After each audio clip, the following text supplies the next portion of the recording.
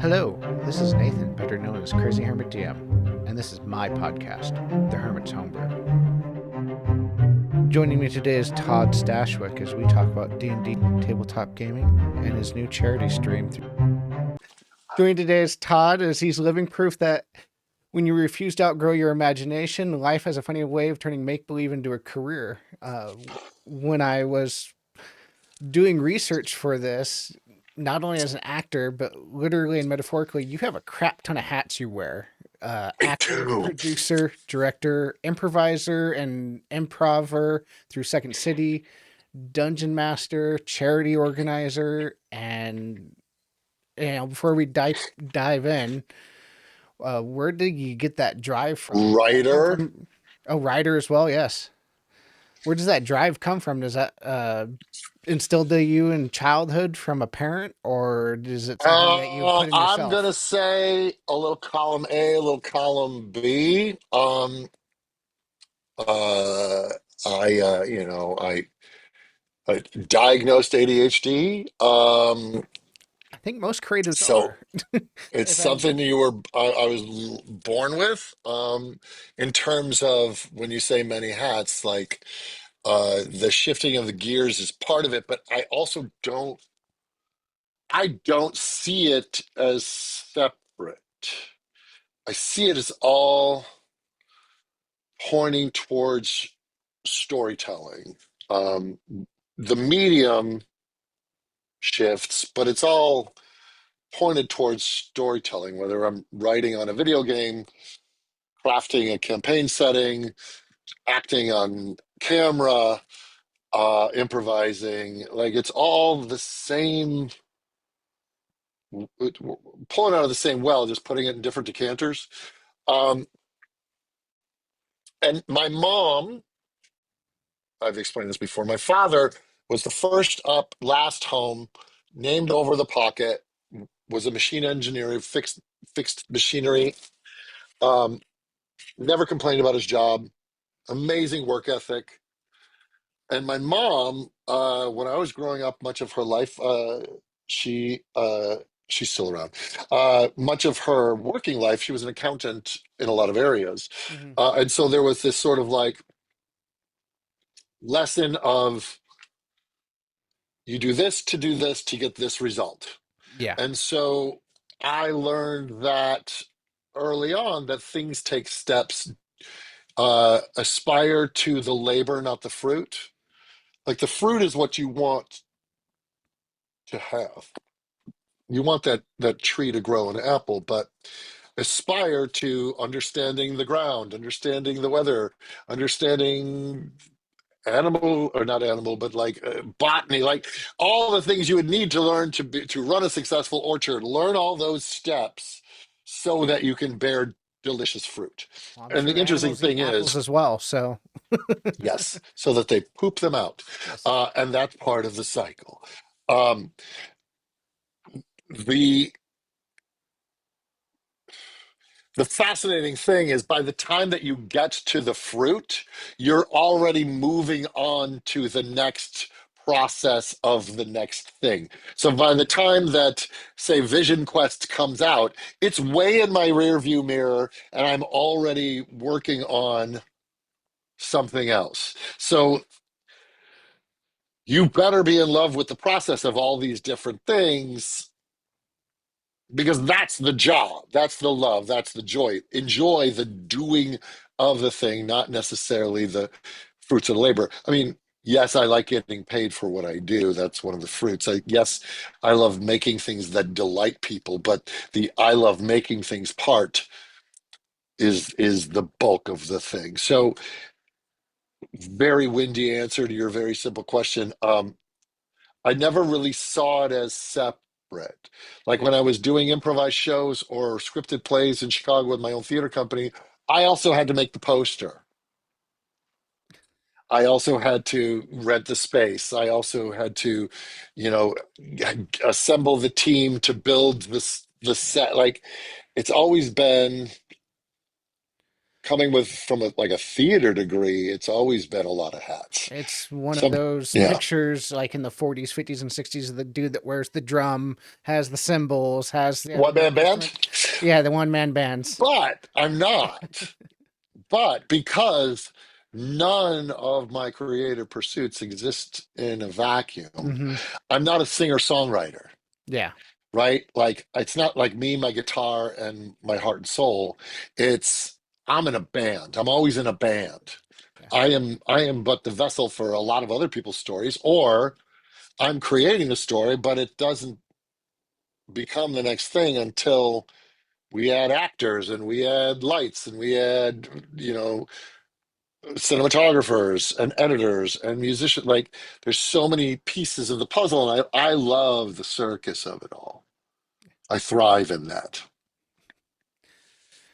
You studied at or under Del Close at Second City, and he preached follow the Not at fear. Second City. He was not a teacher at Second City. Oh, isn't? He taught out of Improv Olympic Okay.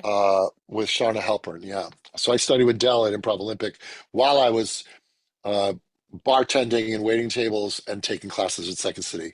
So I was doing Improv Olympic and Second City, but Dell was not a teacher at Second City. Okay. I must have got my wires crossed while No, Googling. no, it's an easy mistake because Dell was part of Second City at one point. Was he? But as a teacher, yeah, he was a performer there. Okay. But as Well, a teacher, and he taught too. He was Belushi's teacher. really? But yeah, um, but when I was studying with Dell, it was at Improv Olympic, early '90s. Like looking at your career though, from like improv to the more recent Picard to writing games to D&D endeavors with Nerd Circus, do you use the idea of like follow the fear? Do you still use that idea when you're taking on new creative tasks, such as like even Vision Quest that you were just mentioning? Um, it's all inseparable because it's all been like all the tools are in the same tool shed. Like I'm the tool shed, Hmm. and so whether I'm going to write something and I go into my tool shed to go, okay, I need to attack this writing problem. So am I using follow the follower, am I using yes and, am I using heighten and explore? Am I using mirror complement, mirror copy, transformation, all of the lessons that I learned? Always. Like they're not inseparable from, because I'm the driver, right? So they're not inseparable from me. But I also use those tools when I'm driving, like Yeah. literally.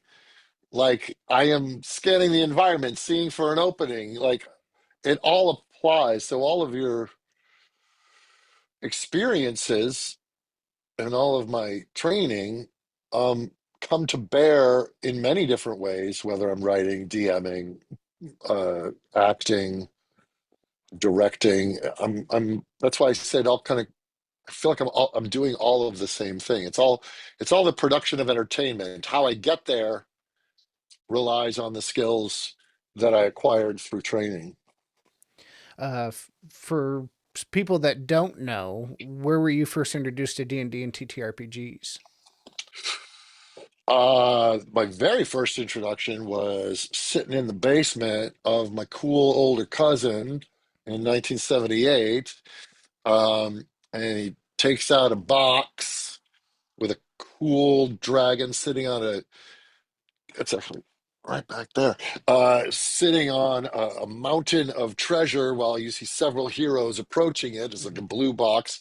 He opens it up, and there are these funny shaped dice in it, and he sparks up a bowl. And he just sits down, and I'm watching him as he's taking out sheets and maps and pencils. And I'm like, and this was in a basement level apartment in Chicago in 1978. So I was 10 years old. And he was my cool older cousin. And I'm like, what is that? And he goes, it's Dungeons and Dragons. And then I said, go on. Uh, and then he goes, you know how, like, last year we watched that animated special, The Hobbit? And I said, yeah. He goes, it's like playing that. I'm like, Oh. what? What do you continue? And then a year later, the summer before, I think I was entering into junior high.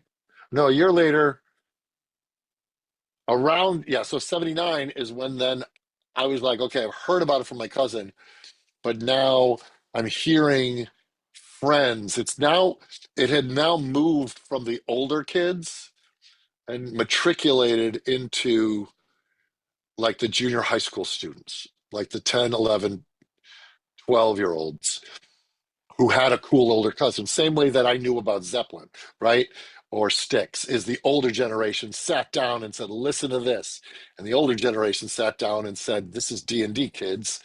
And then we kids ran with it. And now by 79 and 80, it had sort of pushed into popular culture. But I first heard about it in 78. What did you enjoy about it most, or what do you enjoy about D&D like personally the most even today? Oh, don't make me pick one thing. Um, I, There's so well, much. going back to what we were saying about, I'm not a singer songwriter. I tried stand up comedy when I was 19 and I did okay. I just found it really lonely, right? Mhm. And I was fortunate that I had some really fun, nerdy friends. And it gave us a way, in the same way that Star Wars action figures gave us a way to experience this thing that we loved, which was Star Wars, long after we were done watching the movie. Dungeons and Dragons gave us a way to climb inside our favorite fantasy books or those amazing images from those fantasy songs. Like you think about Styx, once in a dream, far beyond these castle walls. Like what? Like your imagination goes wild. And D&D gave us a way to gather, to have highs and lows and stories that we would share and happen in real time. It wasn't like someone was dictating. It wasn't like Tolkien said this beginning, middle, and end. Here's The Hobbit. Here's Lord of the Rings. That your experience with it is that. This gave us agency to feel engaged and included. It also spurred all of our drawing and the music we listened to and the movies we watched. So we're watching Dragon Slayer and Wizards by Bakshi while we're listening to Yes, and while we're listening to Kansas, and while I'm drawing pictures of Gollum and pictures of my own character from D&D and maps. So it became an identity Yeah. and a secret language amongst us preteens. Especially like Led Zeppelin, how many like hidden Lord of the Rings references are throughout their entire like Oh, they're anthology not songs. hidden, Well, they're Nathan. not They're hidden, right but they're there. peppered in.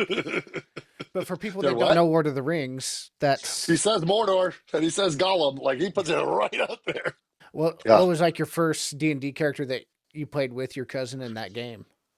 Well, I never played with that cousin. Oh, really? That's the heartbreak of it all.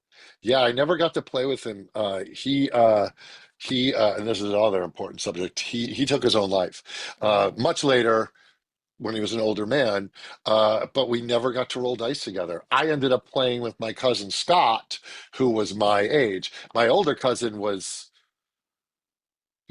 8 to 10 years older than me. Mhm. So we never played D&D, but I played with my cousin Scott and I played with my cousin Matt, or my friend Matt, whom I still played with today when I go back to GaryCon, and my buddy John, and our friend Phil, and our friend Mike Dearman, Jim Radzim. Like these were all, and then I started the D&D club in my junior high. My character, his name was Morton Didif, and he was a fighter magic user because there was no sorcerers or wizards. They were just called magic users. Yeah. And you could multi-class. So I was a fighter magic user. Uh, and I have made, when I came back to the game, because I left it because of the Satanic Panic in 83, when I came back to the game, um, I created a new character, but he was a descendant of Morton Didif. And we played in Greyhawk when I was a kid, as that's the only setting there was Greyhawk. I suppose there was Blackmore, but that was just sort of a one shot. But the setting of Greyhawk is where we played, and then my buddy David Nett, who is my partner in crime on the prog course stuff. He was my first DM when I came back to the game, and our campaign setting that lasted 7 years was Greyhawk as well. Were you guys affected by the Satanic Panic a lot? I know my I grandmother was. ended up, yeah, my grandmother ended up burning my uncle's books because it taught him sorcery and witchcraft, and he played a thief, so Well, it taught him how to go steal so my enormously. parents, yeah, so my parents, they're the ones that got me all my books. I didn't have a job. I was 10 or 11. Hmm. So I would get them as gifts and stuff. So I had my books. My dad even made me a box for all of my stuff. So I had this black box I kept all my D&D stuff in. Um, and then my cousin and I went to a camp, like a summer camp, like it was a bike ride or something. And the counselors at the camp, I think it was a Covenant church camp that my cousin's church sponsored, and the counselors were the ones that were telling us that D&D was evil and filled our young, impressionable, imaginative heads. I think I was like 13 or 14. Yeah, I was 13. Uh, and I came back from that camp that summer. I'm like, get these out of the house. Um, and uh, and so my parents were like, "What are you doing? We paid good money for these." I'm like, "You don't understand. It's scaring me." I'm like, "Okay, well, we don't want you to feel freaked out by this anymore." So yeah, I walked away pretty hard and fast, and so did my cousin, because these vicious adults, indoctrinated lies into my brain. And then when I've told this story before, around 2012, at an audition, Abraham Ben Ruby was like, "Hey man, I was up late. We were all waiting in the lobby to audition." He's like, I was up late playing D&D." I'm like, "Wait, what?" I didn't even realize all through the 90s into the 2000s, that D&D was really anything anymore. Like I just blocked it out, walked away hard. But now with all these years and reason and adulthood and maturity and you know I realized that all that satanic panic stuff was hokum. It was just sort of a historical moment Hmm. in my youth that sort of led me away from a hobby that I once loved. I looked at Abraham. I'm like, people are still playing Dungeons and Dragons? And he goes, yeah, man. He goes, me and Lillard and a bunch of people. And I was like, that's cool. That's cool that's like an adult thing. And then I went home, literally, I think from that audition, I was like, honey, the people are playing D&D. And I went on eBay and I found, because this was only 2012, so it wasn't it Hmm. wasn't the resurgent with 5e, and I found all of the original books that I had given away for cheap, and I just bought them all back. Like I just want them. I just want them back. I missed looking at them and looking at all those amazing drawings and Clyde Caldwell and Jeff Trampier and all of Errol Otis. Like seeing all that art, I missed it. Yeah. And so it was cool to look at it again and to just go through and bring up all these great memories of my youth. And then it went away a while. Or I just still had them. I just didn't have anybody to play with. And then finally, when 5e came out, I just was like, enough's enough. I went on Facebook. I'm like, I need a tribe of people to play D&D with. And my buddy Aaron Lowenthal, he's the voice of Spider-Man in the games. He's Peter Oh yeah. Parker. Yuri shows up at my house with the starter kit as a birthday present. He goes, "Me too. Let's go. Let's play." And then I left town for 3 years to go do 12 Monkeys. And uh, 3 years later, the guy that was my trainer on 12 Monkeys to get me ready for season three, he's like, "I'm a DM. We live here. When you finish 12 Monkeys, we'll start a game." And that was over 7 years ago. And so I came back to it hard. It was a homecoming. It was something that my soul missed. I'm Yeah, finding a lot of the people that started back in the 70s, 80s are saying the same thing, yeah, especially with the OSR, like a Shadow Dark or Basic yeah. Fantasy, just coming back to it and like, okay, here's kind of updated rules to what we used to play. It's a little smoother and nicer sounding than, High Gygaxian as it's, called. There's no Thaco. Yeah. No Thaco, ascending AC. No Thaco. Yeah, it's and so this is what gave birth to Progcore, which is the Kickstarter that I did last year, Progcore Fantasy, because David and I are of the same era, David Ned and I, and so we have a style of play that's not like, because it's interesting because there's the old school, like you're saying, High Gygaxian, which is Thaco, and it's a lot of Hmm. charts and tables and all this. And then there was the hybrid. I was actually just talking about this with Matt Mercer the other day, and about how when the game moved down from the adults who were playing in like 74 when it was just out of war games and into D&D Hmm. and sort of Yeah. sorting that out. When it moved to us, we were all the kids growing up watching Excalibur and Raiders Lost Ark and listening to Zeppelin and all of this. So we were really pulling more narrative elements into our gameplay, influenced by Ralph Bakshi's Lord of the Rings, Excalibur, Legend, Dragon Slayer. We wanted our games to feel like Stairway to Heaven, to feel like Come Sail Away, to feel like You were Excalibur. you were fighting Tim Curry from Legend with those giant horns. Yes, and so we there was such a dearth of Never-Ending Story and Labyrinth and Dark Crystal, of this delicious dark fantasy Conan from that era on the screen that we movie kids were watching, and then listening to all these albums with these Frazetta covers of Death Dealer on the cover of Molly Hatchet, and all of that dark fantasy vibe was in our music, it was in our movies, and it was at our table while we were playing D&D. And in the time since then, like any art form, it evolves into other things, taking its influence from, now it's taking it from anime and Final Fantasy, and uh, changing with the times as it should. But we see an area that isn't about OSR rules, Hmm. but how do you bring that vibe no matter what you play? Do you play Pathfinder? Do you play Daggerheart? Do you play D&D? But how do you create a vibe that can capture that late 70s, early 80s feeling of dark fantasy and those butterflies in the stomach of wonder, mystery, and danger that we felt as kids? The game was more lethal. You didn't, if you got to 0, you're dead. There wasn't death saves. There wasn't this. Um, Not writing a 10-page backstory of your character because you don't know if it's going to survive that night, right?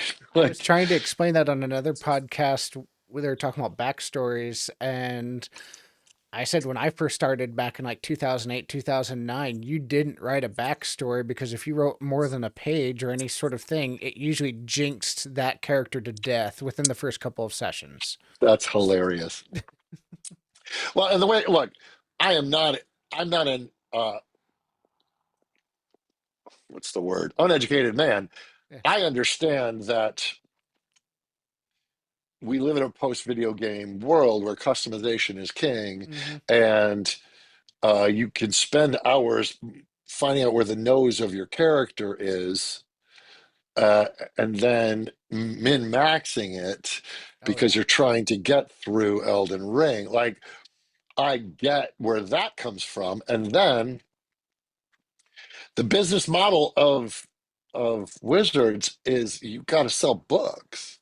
And how do you sell books? Well, with subclasses, with new races, with new characters, new spells, new subclasses, new you. And in order to keep your sales, you got to keep adding it. So we'll make you love creating characters. We will give you all of the options that a video game would through book after book, and we will make it harder for your character to die because we want to keep you in this. And it's not cynical, it's an economy loop. It makes Oh yeah. sense. This episode's been brought to you by What's in the Bag? What's in the mystery bag?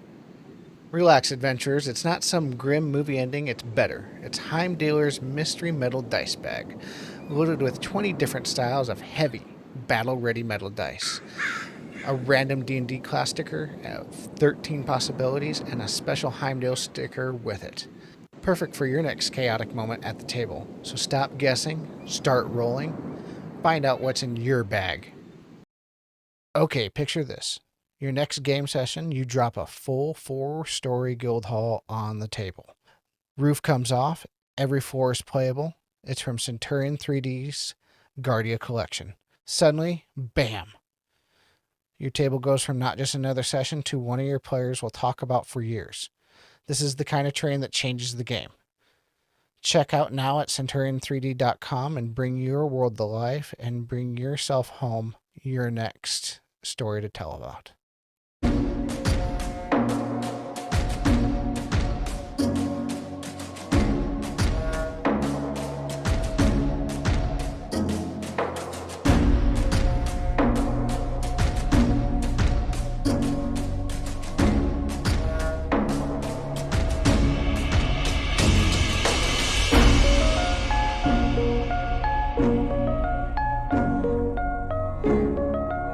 They've explained multiple times in videos I've watched. Every edition just kind of tails down, and then they'll come out with a new edition, and then it tails down. I mean, that's just the nature But of the business. it's also the supplemental stuff that sells, Tasha's, Mm-hmm. like Unearthed Arcana, like all of those, the Sword Coast Survivor's Guide, all of those sell because you can plus and plus and plus and plus your character because they added all this other things that you can, like, I'm a cleric of the grave, like all of these options, um, which is a wonderful way to play, and it's a way an entire generation grew up playing.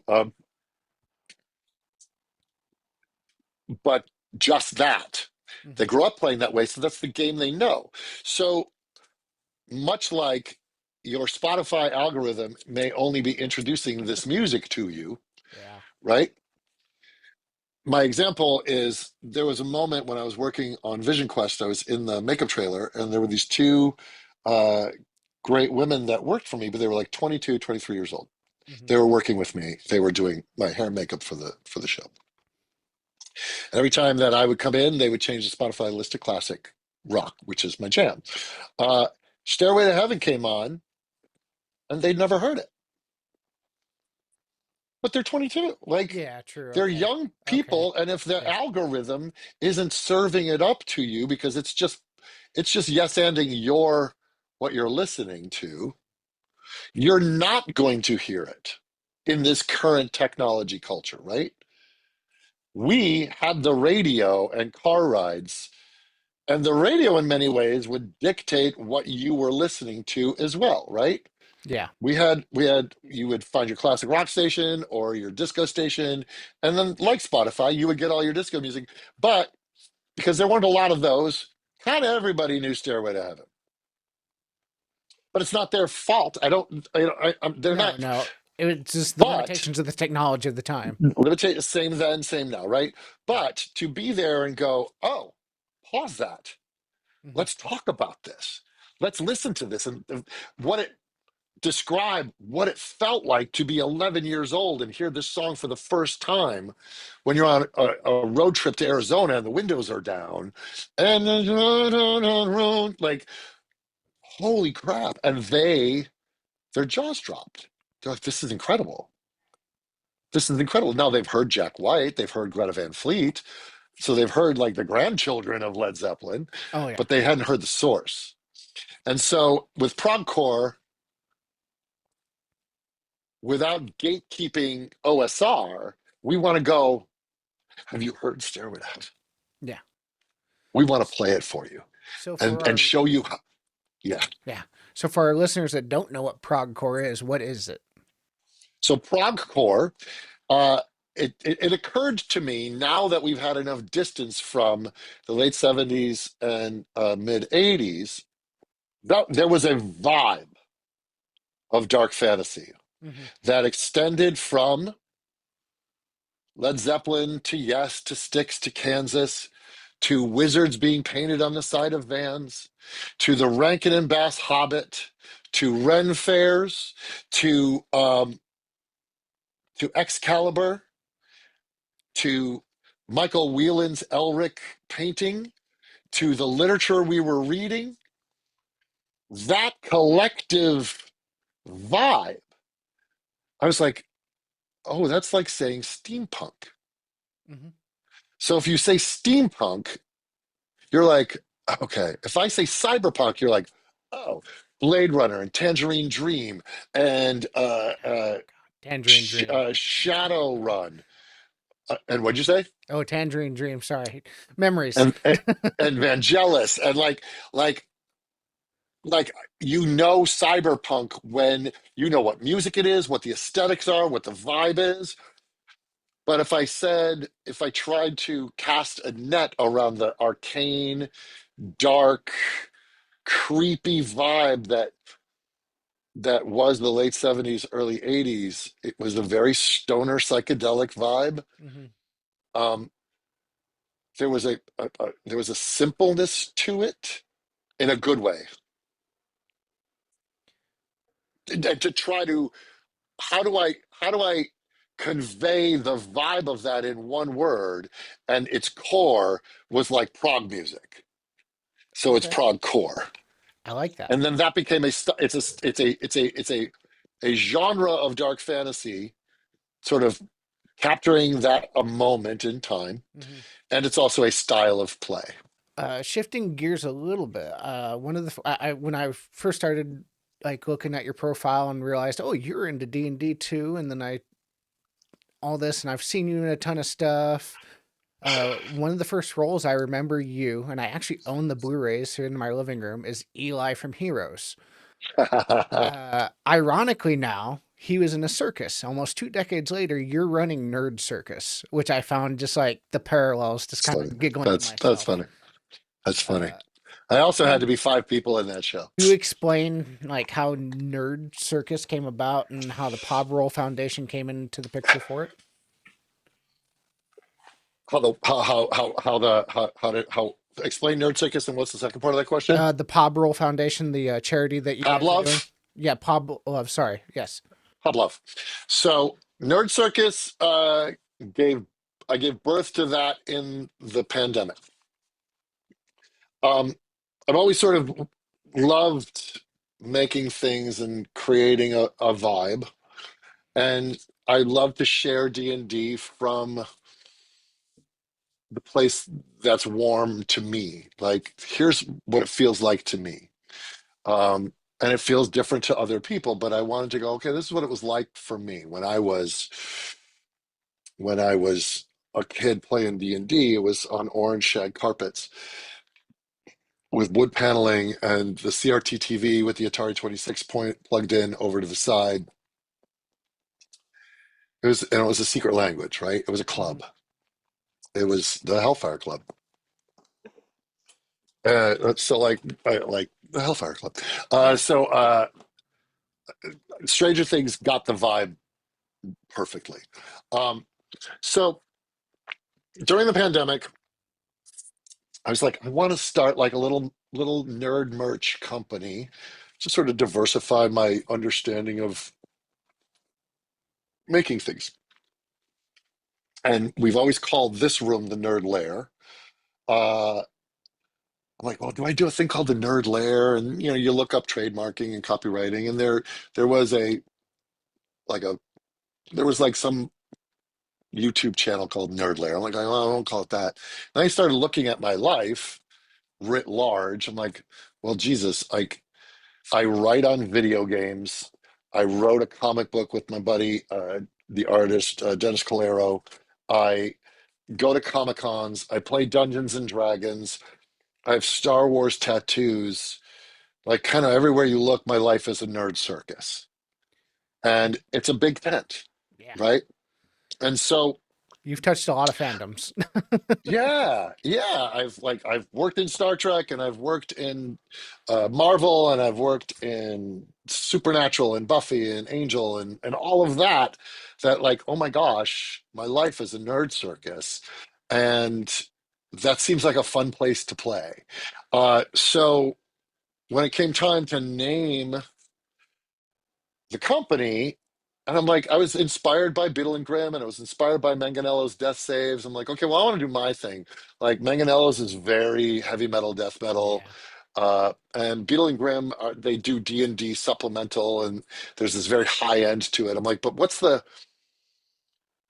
prog rock orange shag carpeting basement version, late 70s vibe of D&D that is D&D to me. And so that's where Nerd Circus came from. And then I met Brandon Cleely, who I made a cocktail book with, a D&D inspired cocktail book called Mystic Libations, which you can get on the Nerd Circus. I've I actually, sell signed copies of that. I What? think I've seen it actually online. Ironically, Yeah. I didn't know that Yeah. was you guys. Yeah. I wrote all the short stories, sort of co-art directed, uh, came up with the vibe of making it a cohesive story that Hmm. all leads to a one shot at the end, with maps that I made for it. It's a really fun book, and Oh, it's done well. Um, and then while all that was happening, uh, I ran three different half marathons for the Pablove Foundation that through my buddy Blair Herder. He introduced me to them. They fight childhood cancer. hmm. Going back to Second City, Kelly Leonard, who was my producer at Second City, he lost his daughter to childhood cancer. And that cause came to mean a lot to me. And so I would run marathons in her honor. And then Pavlov, after Star Trek, they came to me and said, hey, do you want to donate like a signed script or something that we can auction off as a moneymaker? And I said, I'll do you one better. Um, I had for several years, remember how I had said, suicide is a big deal to me, and the guy that Hmm. introduced D&D to me, I had the good honor of being asked to Dungeon Master Games through a charity called Jasper's Game Day, which was suicide prevention. And so I got to do several of those, and it meant a lot, and it was really great. And then, and then ultimately, she closed that charity down, but there was an infrastructure waiting. There were producers, my buddy Dwight and my buddy Jake over at Mini Terrain Domain. They know how to run a Twitch streamed charity game. Oh, And so I said to Pavlov, what if I ran a D&D game? And they're like, I don't understand. And I said, I will run a 4-hour Dungeons and Dragons game, and we can, uh, as a donation incentive, you can affect the roles in the game. You can give advantage to Jonathan Frakes. I'll get a bunch of my Star Trek friends together. We'll Twitch stream a game, and we will raise money during the night, and we'll have incentives that people can donate to get a signed script, a signed this, blah, blah, blah. And we will auction off 2 seats at the table. Uh, and 2 years in a row, 3 years, like the seats have gone for no less than $7,000 each. dang. And so we would go into the game with at least 14 grand for the kids to begin with. Now, Pavlov, um, they help families fighting pediatric cancer. Yeah. Uh, their children are battling cancer. And so they provide support for the families, they fund experimental research, and they teach the kids photography so that their life isn't defined by this literal mortal fight, but it's expression, it's art, it's giving them a skill, it's something to be proud of. They have gallery showings. It's pretty great. And so I believe wholeheartedly. And then when it came time to write the games, I said, well, I want to keep up the tradition of doing these to honor Nora. And so I called Kelly. I said, to keep her spark alive, Hmm. can I call the games Legends of Eleonora? And Eleonora is a province in the land of fear. And so they were like, please do that. And so to date, we've raised over $150,000 to fight childhood cancer. And Nora's And one I of the have patients, another I game assume. coming up. Sorry. Pardon me? And Nora's one of the patients, I assume. Sorry to interrupt, but Nora lost her fight. yeah. Nora lost her fight. She was never actually involved with the Pablove Foundation, but Nora was Kelly Leonard's daughter and Ann Liver's daughter from Second City, Okay. who lost her fight to a rare liver cancer. So it all just neatly came together and quickly. Like I suddenly had a team, a very excited, willing team that believed in the cause. I would then turn to Matthew Lillard and Deborah Ann Wall and Jonathan Frakes and Michelle Hurd and Will Wheaton, and they're like, "Sign me up! I will play D&D and help the kids." 4 hours, and we end up making a lot of money for this foundation. Like pediatric cancer is like a heavy topic at that, and I didn't realize like the pediatric medical field is very underfunded, especially listening to like Katie Sackhoff from Battlestar Galactica. Her kid is facing life's either has faced or is still facing a life-threatening illness.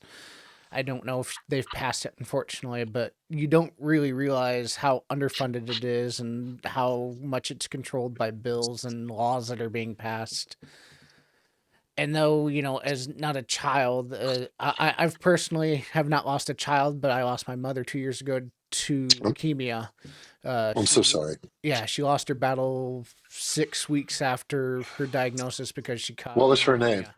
Darcy. Darcy. I'm so Uh, sorry. no, no problem. It was tough at first. It's half the reason why I'm doing this podcast is because I want Eh? to put my voice out there.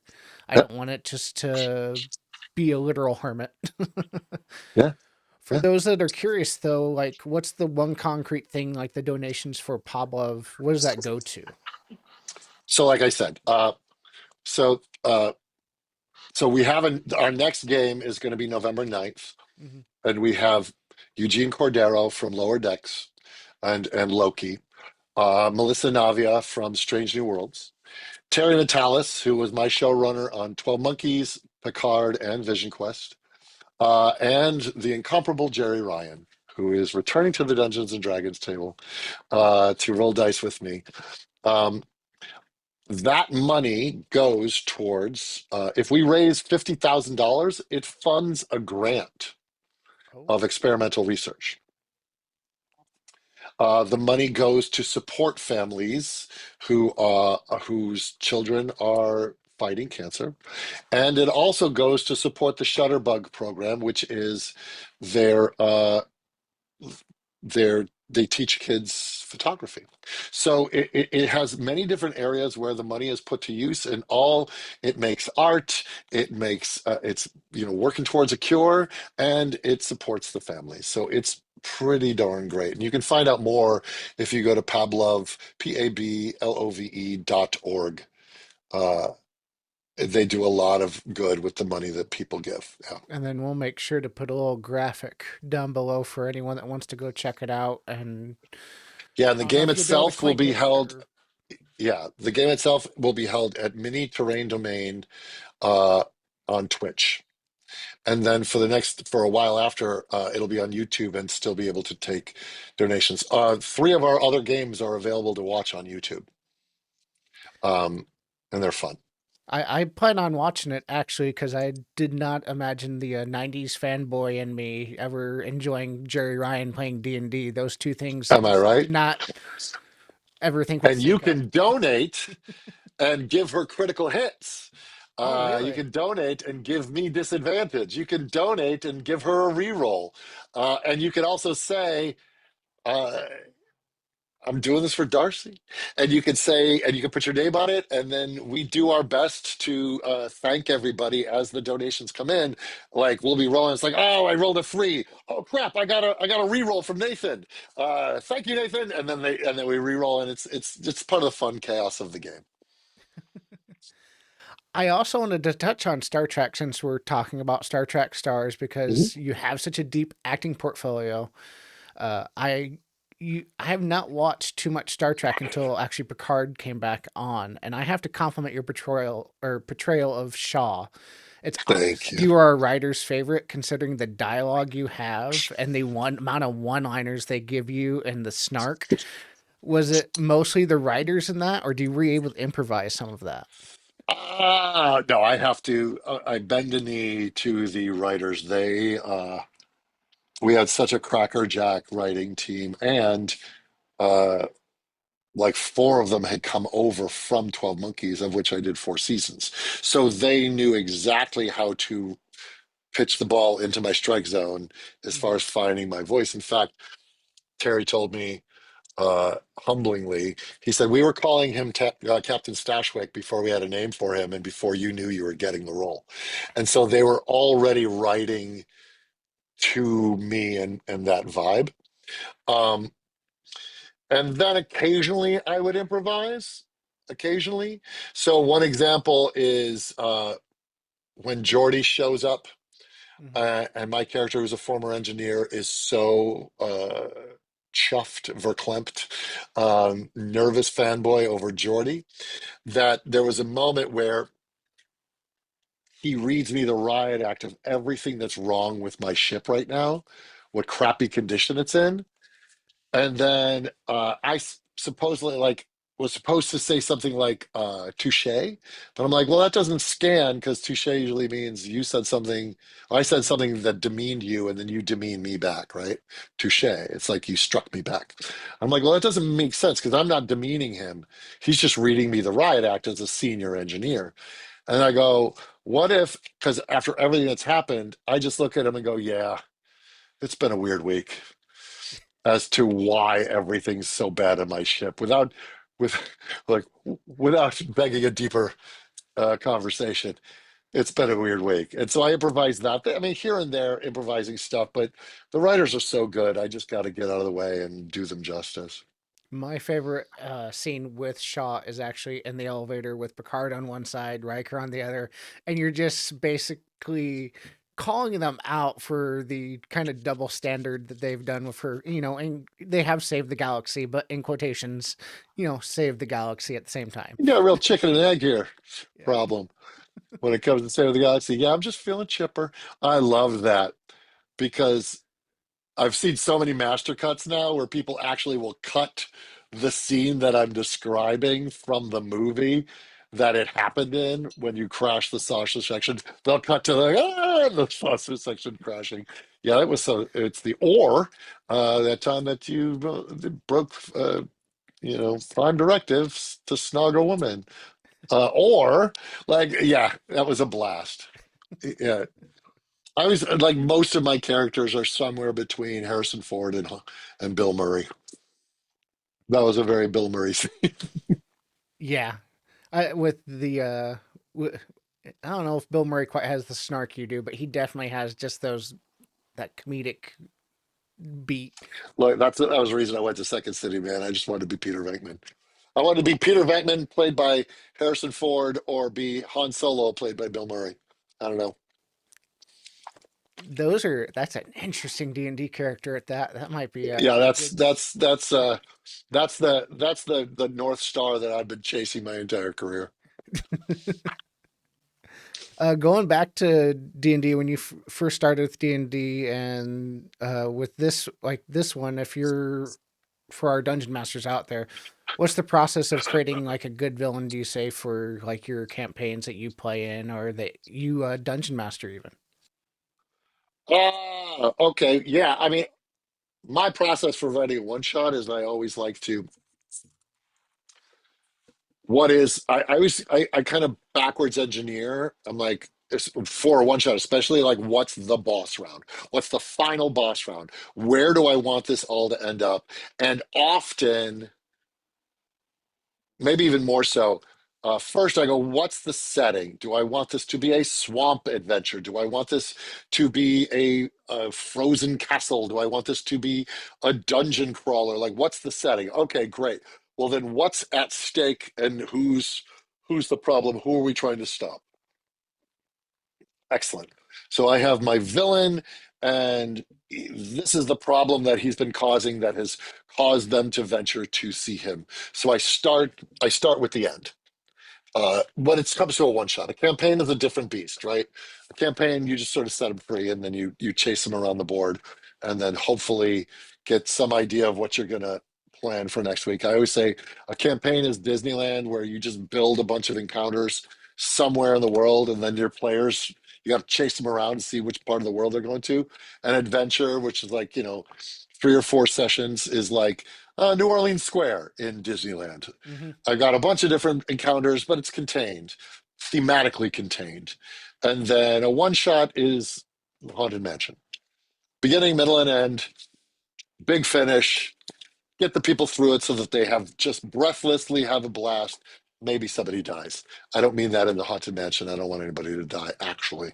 But that's kind of my jam. And then another thing I often will do is, if I know where it ends, bad version, fast and dirty. If it begins or if it ends in the desert, we're going to start the one shot on the sea, and that they're docking. So start in a watery environment so that we keep them constantly in a state of wonder, mystery, and danger. They can't clock where this is going to take them. Yeah, I did that for my Halloween one shot with Call of Cthulhu. Actually, I first it's fun. started with vampires in the sewer. And it's like, how Hmm. do I back engineer that in 1930s? And it's like, well, why aren't the police taking care of all these murders that are happening? Oh, well, back in the Right. 1930s, they're taking care of this one particular gang and all this sort of stuff, and the mobsters, That's great. and it just kind of backwards engineered itself. And with historical facts being able to be peppered in, it made it even better, just because it made it feel more Perfect. realistic. You mentioned the continent of Eleonora actually earlier. Do you Well, have like a no, the homebrew province world? of Eleanor. Province, sorry. Do you have a homebrew world of your own? Well, that's what part of Progcore Fantasy is. As you Okay. can see, I'm wearing the Dark Age of Fear T-shirt. So this is the campaign setting: is Dark Age of Fear. The land is Fear. Eleonora is a province and a city in Fear. Then there's the last city, and then there's the city of Alurin, and then there's a bridge city called Wayland's Cross. There's a bunch of different places. There's a place like the Shire called the Green. There's a forest. There's mountains. It's very like I said, capturing that 70s, 80s vibe of fantasy.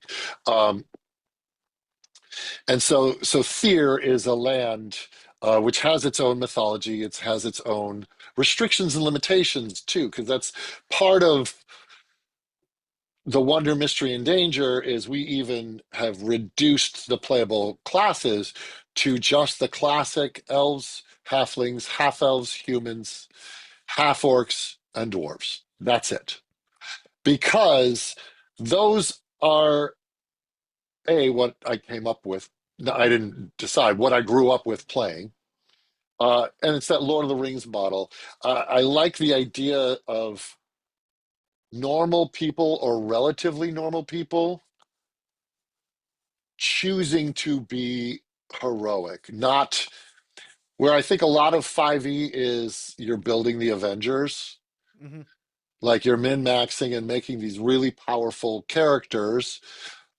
I like the idea that Frodo is the one who walked the ring to Mordor. I liked in the original Star Wars that Luke Skywalker was just a guy who worked on a farm. And then eventually, we learn he's a Jedi Knight. We learn he's this. He has some heightened abilities. I like that idea of adventures start from small beginnings. Um, and I like the idea that if you run into a tiefling or a dragonborn, that's extraordinary. I'm just a halfling, or I'm just a dwarf, or Hmm. I'm just a human, and this is a dragon person, and that's extraordinary. And so, the Narnia is like, if everything's special, then nothing is. Yeah. Um, I like the idea of low magic, uh, a world that pushes hard back against you, because life is a struggle, and if you choose to be an adventurer, it's dangerous, man. Exactly.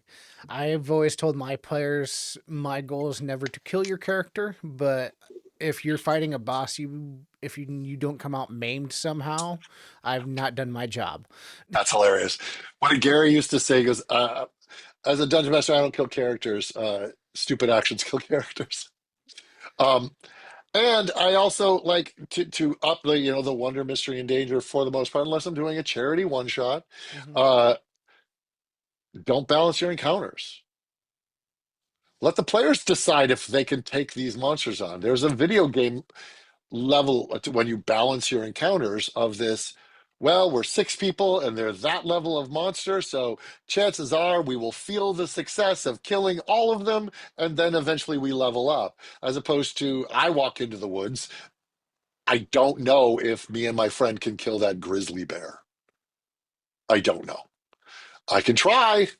We'll see how deep into this fight we get before I maybe go, guys, we got to call it and run. Like, that's part of the game of like the mystery of I just don't know what's around the corner.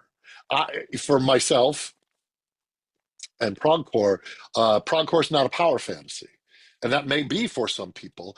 We don't. Our characters aren't heroes. They may choose to be heroic, but they're adventurers. Hmm. They're adventurers. That is a life they have chosen for themselves, but they didn't choose to be heroes unless you're a paladin. Like, unless Yeah. that's the thing, you're just out in the world trying to make your way in whatever way you can. And, uh, we say heroes are the choices you make. That your greatest magic is your party, your sharpest weapon is your wits, right? I remember on my last session zero, like 3 years ago, I told my players, like, realize you are playing adventurers, that you're willingly and mentally knowing that you're going to put your life at risk. More than likely, you are missing something up there if that's part of what your goal is for your life, as opposed to I mean, staying you're home and being already a baker. extraordinary Yeah, if you chose to leave a bakery to run around in ruins looking for the gem of a star. You know what I mean? exactly. We'll go ahead and wrap it up with one kind of fun question. Perfect. A nice light-hearted one. According to IMBD, you have 148 acting credits to your name, but I'm sure there's more that are uncredited.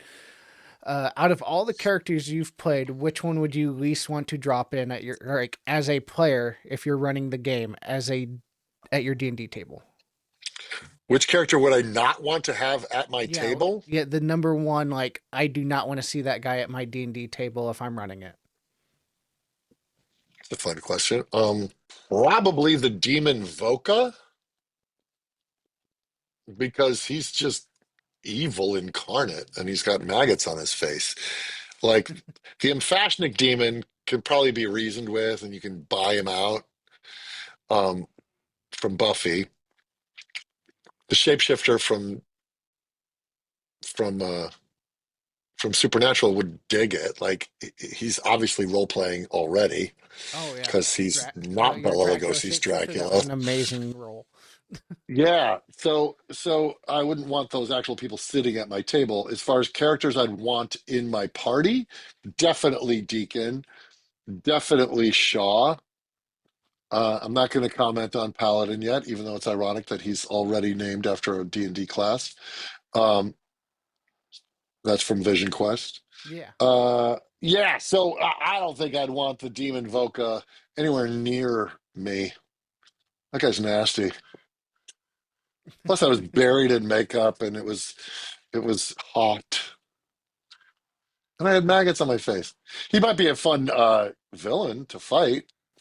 Oh yeah, that he would. But with that, we'll go ahead and wrap it up. Do you want to give any more shout outs? You've been talking about your charity and Nerd Circus and all that. Yeah, if you want, check out some of my nerdy merch, and you want to check out the Mystic Libations book, which is over 100 D&D inspired cocktails with art and stories, and you can get signed copies of that at thenerdcircus.com. I also have Progcore, Fantasy, and Dark Age of Fear t-shirts and hats, and I've got Mai Tai glasses to put your cocktails in. Um, so that's thenerdcircus.com. If you want to watch and participate and donate into the D&D game on November 9th, that is going to be, I believe, at 5 p.m. Pacific time, um, on Mini Terrain Domain, their Twitch channel. So tune in, donate. You can affect the roles, and you're going to help a lot of kids and families that are battling pediatric cancer. With that, we'll go ahead and call it. Thank you so much for coming on. It's Thanks, an pal. absolute pleasure. Thank you, buddy. Hey, tabletop gamers. Thank you for watching this episode of the Hermit's Homebrew. We come out with new episodes every Wednesday. Remember to like, subscribe, and share with your friends as we continue to level up and grow.